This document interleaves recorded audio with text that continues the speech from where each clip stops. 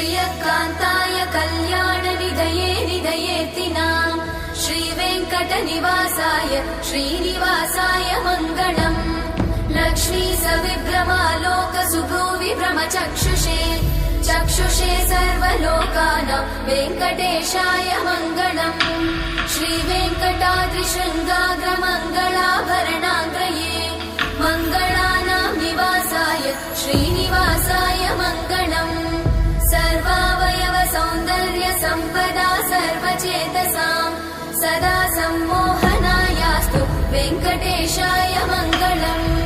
नित्याय निरवध्याय सत्यानन्द चिदात्मने सर्वान्तरात्मने श्रीमद् वेङ्कटेशाय मङ्गलम् स्वतः सर्वविदे सर्वशक्तये सर्वशेषिने